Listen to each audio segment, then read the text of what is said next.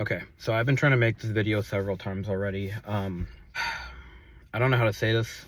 Like, the whole Charlie Kirk assassination with the whole revival in this country, people coming to Christ, going to church more, to the big revival happening where people are wanting to do that. But there's also another thing going on where after Erica forgave his killer, it's inspired a lot of people to forgive others that have done them wrong, and I'm one of those people.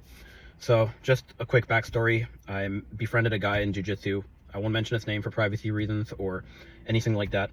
We were friends for 2 years. We befriended each other through jiu-jitsu. We had funny conversations, typical guy locker room chat over group chat and stuff, sending each other memes, going out and eating together, just connecting, sharing life stories with each other.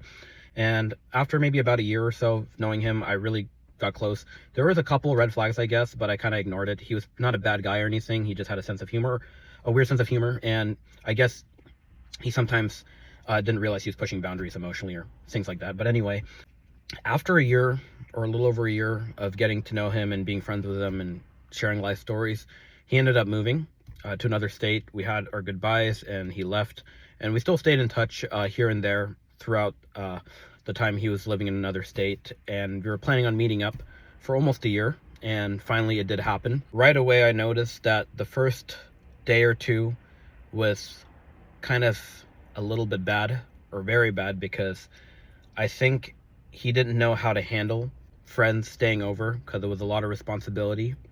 I think the way he talked and just how he reacted wasn't the best. Like, he would be really mean and rude, and whenever I tried to talk to him about it, he would shun me down and get mad.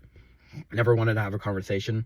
And right away in those 2 days I wanted to leave, because for some reason, he's not a bad guy, but he tried to provoke me. Whether he realized it or not, he would provoke me in a lot of ways that pissed me off. And whenever I try to explain it or ignore it, he doesn't want to talk about it. So I was thinking of leaving, but I couldn't. So I ended up staying a whole week. We did have some good times, but there was a lot more bad stuff that happened where he would just be rude and hostile. Not necessarily bad, he would just say things out of line and do things that were not right. For example, like, we were play fighting, and guys typically play fight. We both do jiu-jitsu and stuff, so basically he was getting me in a choke, and I was like joking around, having fun, and then he poked me in the eye by accident. It actually hurt. I told him to stop. He kept going. I then told him, seriously, please stop.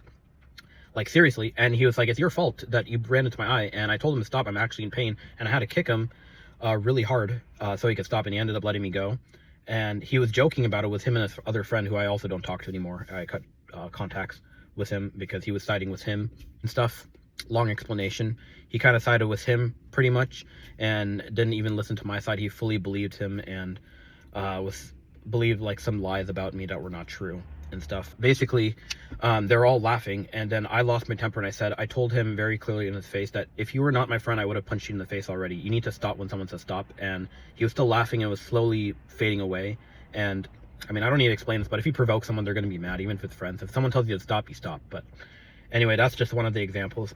And then after that, I thought we would talk it out and stuff, and then he ended up sending me a text right after he dropped me at the bus station. He said, you'll see in the next clip, but he was like, I just want to say I had a good time, but I realize I can't continue the friendship, and that you're too much to handle. You stress me out. And I'm like, okay, well, we've been friends for 2 years, and I think ending a friendship over a 1-week trip with issues that have happened, we should be able to talk it out. But real friends would actually talk things out, and I don't think he was ever really a true friend to begin with. I think he was just a good friend to do like jiu-jitsu and hang out with, not actually a close friend. But in life, some friendships are seasonal, so it is what it is. Actually going to send him a voicemail. I haven't reached out to him in months. The last time I reached out to him, I said I wanted to talk, was giving a long explanation, trying to be nice and polite, saying, let's talk this out. I understand friendship is not easy, telling how I felt and stuff. And then he didn't respond. And then just a month went by, I was doing my own thing, and then suddenly I was just really upset, and I just sent him a message. Nothing threatening. I just said, wow, you're such a coward. You don't even want to talk. No judgment or anything, but you're such a coward and stuff like that. And his friend was like, bro, it's all your fault, blah, blah, blah. Just say sorry. And the guy was not even understanding. I won't mention the other friend's name, but he was like, not understanding, because he was fully siding with him. He was saying all this crap about me, these lies that my other friend made of me. And luckily I had like video evidence and stuff to prove to him. And he and the other guy saw it. And they were saying things like, you always making fun of him. One example was, I deleted the footage, so I don't have it, so it's up to you guys if you want to believe me, whoever watches this. But he basically said that you posted him on social media saying you slapped him and posted it, and I actually had to take the time to edit and record, edit it and then send it to them, showing that I never did that. But regardless, the damage has already been done. So I sent it to them, and they were just quiet. And then I told the other guy, listen, I can't be friends with you either. I can't be friends with someone who stabs me in the back and sides with someone. Like, as a friend, if you're stuck in a pickle like that, what I would do is I would actually see both sides of the situation instead of jumping to conclusions. So it is what it is. That's life.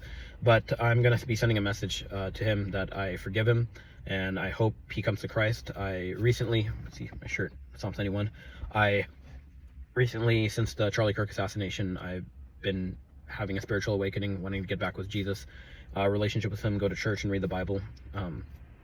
And after Erica's speech, it empowered me to want to forgive him. So I'm going to forgive him. Even I don't expect him to respond. In fact, I don't want him to respond. Looking back now, the friendship was pretty toxic and stuff. Him ending it was actually for the best. Yeah, that's all I got to say. But gonna do that, and yeah, that's about it. That's my story.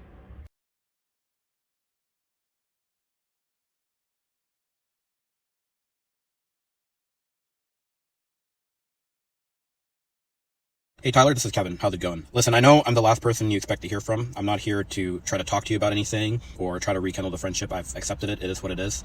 The reason I'm reaching out to you is I just want to let you know that I forgive you for being mean from the times during the trip and being disrespectful and doing anything wrong on your end to upset me. I just want to say I forgive you. And the reason why I'm saying this is because I want to have closure on my end, and also a little off topic, since the Charlie Kirk assassination, that has changed my life, and I went back to Jesus Christ, church, and reading the Bible and having a close relationship with God. And I just want to say that I forgive you. And even though you don't want to talk about it and things didn't turn out the way we wanted it to, I just want to say I hope you learn from your mistakes and you try to become a better person. And despite the sinful stuff we did on the trip, just to let you know, God forgives us as long as we repent, and I hope you accept Christ as your Lord and Savior. And even though you got a routine going on, I feel in my spirit and heart that you have some sort of emptiness in your life, and that's Jesus missing in your life. And I'm not trolling you, I'm actually being genuine. But it's really changed me, that event. So that's all I want to say. I forgive you. I hope you're doing well. Your jiu-jitsu journey going well. You don't have to reply back to me or anything like that. I don't expect that. All I can just say is I wish you the best again, and that I will see you hopefully in the next life in heaven, man. Anyway, take care, bro.